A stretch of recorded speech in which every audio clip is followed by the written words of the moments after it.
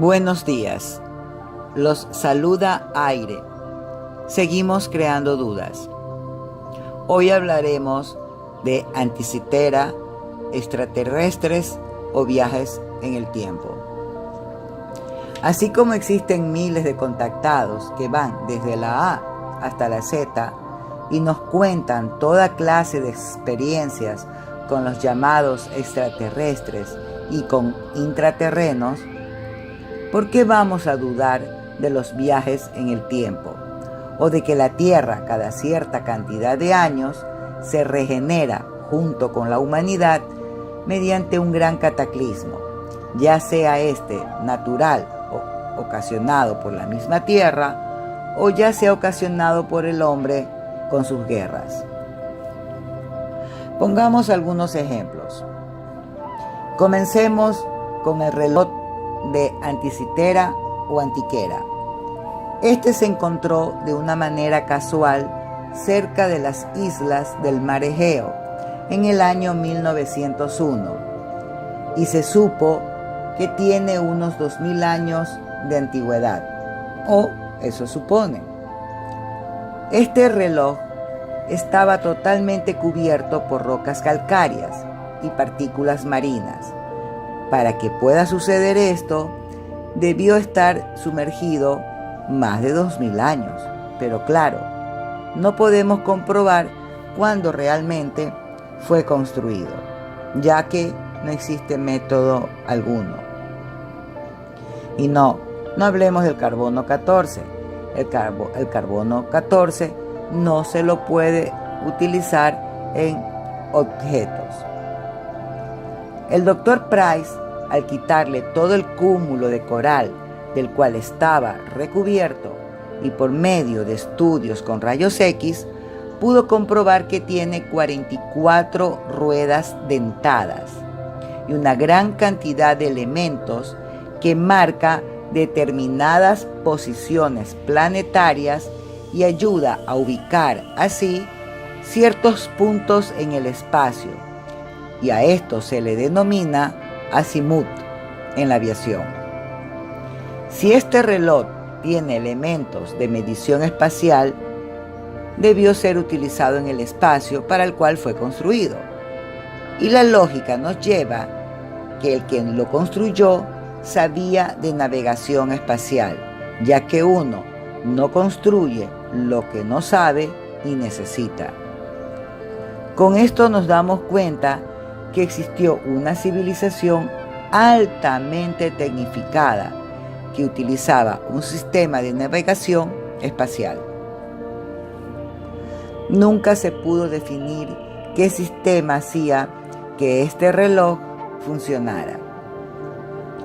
También el Dr. Price pudo comprobar que este predice el futuro, porque la escala del dial posterior se divide en 223 dientes.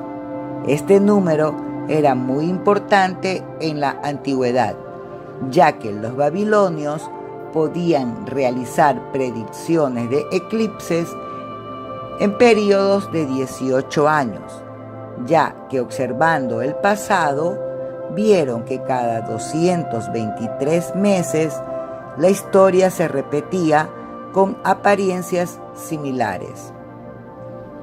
Unos dicen que este reloj fue construido en Grecia o en Roma y hasta en China. Bueno, ¿quién no construye China? Pero eso no es lo correcto. Lo importante es que hace más de 2000 años no teníamos supuestamente ese conocimiento. Estaríamos hablando entonces del primer programador de la historia. ¿O será que el mundo como lo conocemos cada cierta cantidad de años sufre una catástrofe y volvemos a comenzar? Como otro ejemplo, hablaremos de las pirámides de Egipto. Hoy en día, con toda la tecnología que tenemos, no podríamos construir nada igual.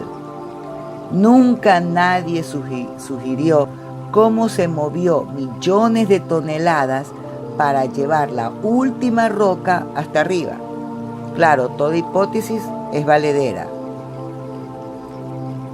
Pero lo más extraño es que en el fondo de la pirámide encontramos una lápida, la cual tiene como nombre de firma Emiliano, dando a entender que él fue el que diseñó, configuró y generó la construcción de las pirámides de Egipto. En otras palabras, fue el arquitecto. Pero, ¿en qué universidad estudió Emiliano? Para que llegase a conocer el manejo de las fuerzas y así poder construir la inmensa roca que está debajo de la pirámide. Esta es completamente compacta y es la que sostiene dicha construcción. ¿De dónde la sacó? ¿O cómo la construyó? ¿Dónde aprendió matemáticas, geometría, relación espacial, de esa parte de la circunferencia y el cuadrado? ¿Quién le enseñó a él? Y a su vez, ¿dónde aprendió su maestro?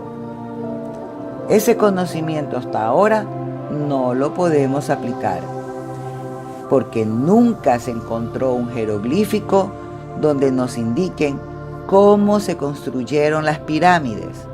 Los jeroglíficos hablan de todos los elementos y hasta de la forma de vida de los egipcios, incluyendo la historia de Toc. ¿O será que los egipcios llegaron cuando éstas ya existían y ya estaban siendo historia? Cerca de las pirámides existe un lago de construcción artificial. Se llama el lago de Fulum o Fuyum. Para su construcción se debió mover 2 millones de metros cúbicos de tierra. Y no olvidemos que solo disponían de pico, palas o garlancha, y para mover esa cantidad de tierra debieron utilizar millones de personas como mano de obra. Claro, pudieron haberla construido durante muchos años, es verdad, pero ¿dónde colocaron toda esa tierra? ¿Y cómo sacaron toda esa cantidad de agua del río Nilo?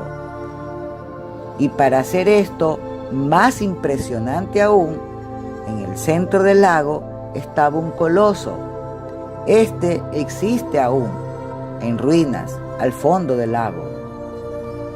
En una tumba de Egipto, en la de Saqqara, se encontraron 14 aeromodelos, o sea, 14 aviones de balso las cuales pueden volar. Son maquetas de aviones a las cuales solo les falta el timón vertical que va en la cola. Pero no olvidemos que en las pirámides existen dibujos de aviones, helicópteros y también de ovnis. O sea que sí existieron aviones, porque si tienes aviones de juguetes, quiere decir que tienes los de verdad. ¿Quién les enseñó todo esto?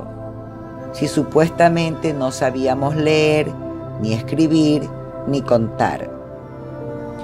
Pero para dejar esto bien claro, hablemos muy corto de Machu Picchu en el Cusco, Perú.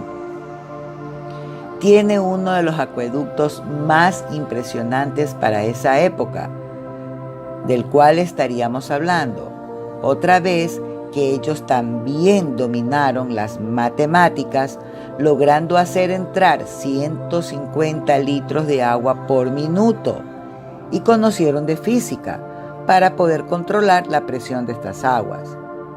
En uno de sus acueductos, el flujo del agua puede ser cambiado solo con deslizar un dedo a lo largo de una línea blanca marcada en la parte inferior del canal. Hablamos que en Machu Picchu existían acueductos, los mismos que fueron inventados 4000 años después, nuevamente, pero ahora por los romanos. Y dando como un último y pequeño ejemplo, está la lámpara del Templo del Sol de Sogamoso en Colombia. Sogamoso significa morada del sol, Esta lámpara estaba colocada a la entrada del templo, la cual daba luz hace muchísimos años. Era una luz intensa, similar a la del sol. Su luz nunca se apagaba y cabe recalcar que ésta no tenía combustible de ninguna índole. Entonces, solo nos lleva a pensar que tal vez trabajaba a fotoceldas solares. Pero estuvo ahí, sí, durante mucho tiempo, y nunca nadie supo quién la colocó.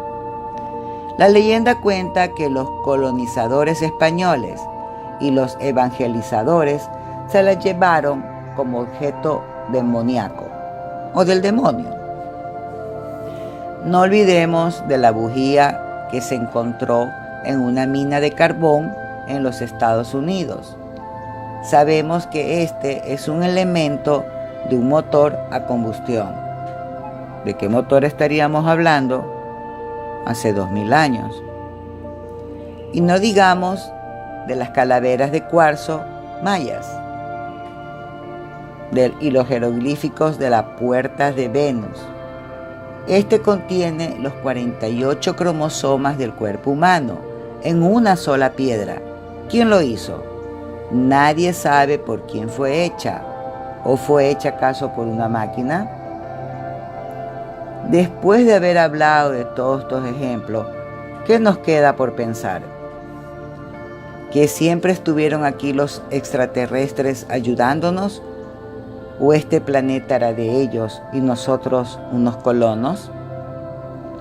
¿O que a pesar de los cataclismos, la humanidad siempre sobrevivió y conservaban sus conocimientos de matemáticas y física? Y así pudo volver a empezar, siempre dejándonos muestras de qué fue lo que pasó.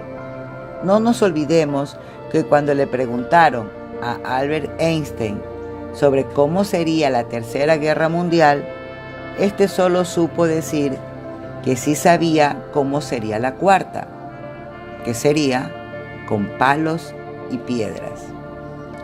¿Será que ya hemos pasado por esto en otras ocasiones? Y siempre tuvimos la ayuda de los extraterrestres, intraterrenos y los viajeros del tiempo para ayudarnos a sobrevivir nuevamente. ¿Será por eso que existe el conocimiento de los búnkers para esconderse de los cataclismos, sea de la naturaleza que éste sea, ya sea ocasionado por el hombre o por la propia naturaleza?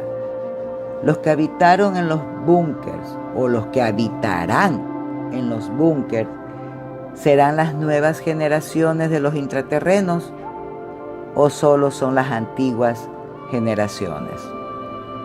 He a ti, ponte a pensar, piénsalo un poco y sé que sacarás tus propias conclusiones. Y sí, no lo dudes, serán muy valederas, pero muy valederas.